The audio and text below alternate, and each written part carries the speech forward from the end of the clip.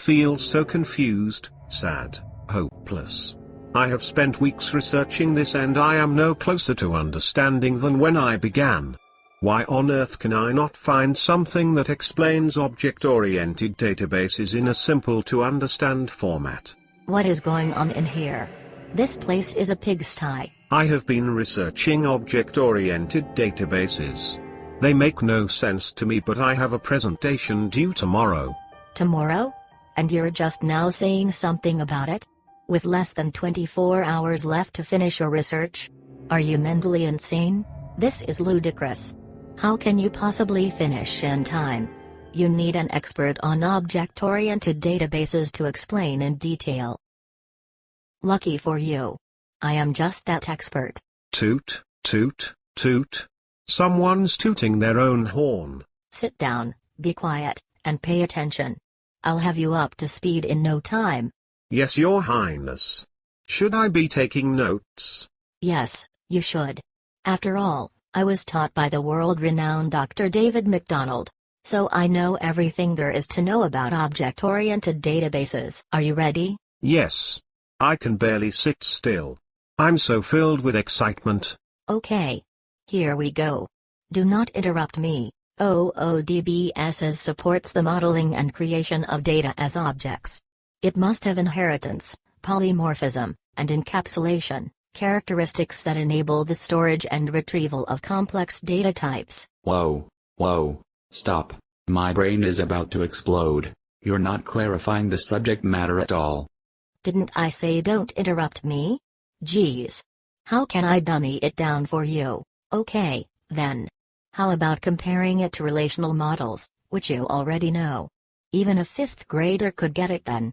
If that does not work, you will just have to remain clueless, and unless you seduce your professor, you will fail. By all means. If you think that will work.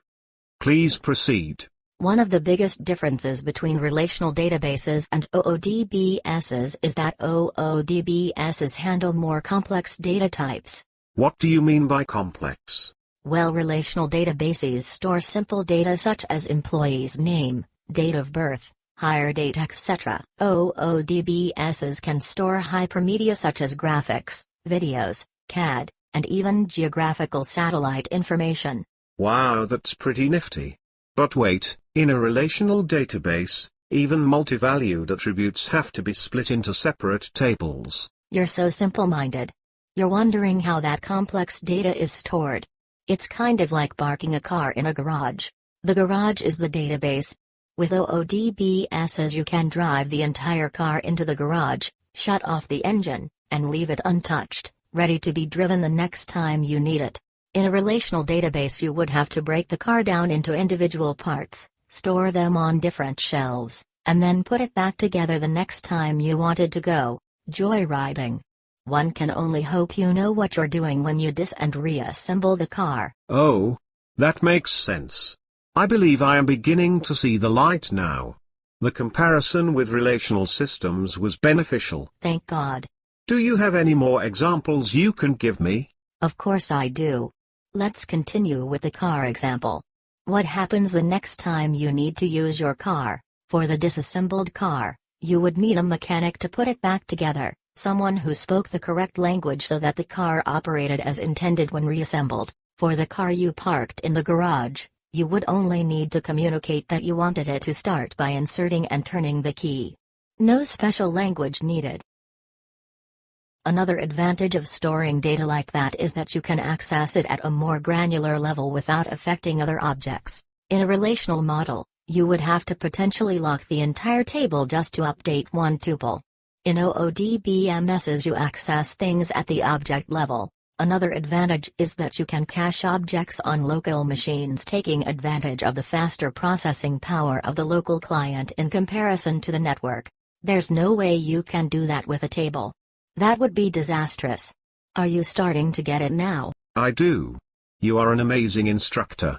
You have a way of making a complicated topic understandable. Well. Who is tooting my horn now? Your horn is quite lovely. I'd love to toot it some more after this project is done. But for now, I think I am ready for a more thorough treatment of the topic. Finally, Your brain is grasping the essentials.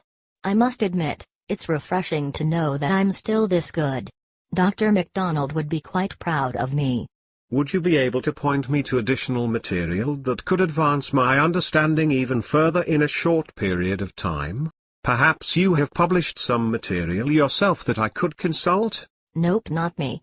But a group in my class called The Last Man Standing have prepared a wiki page. I will give you the link and you can read it. Excellent.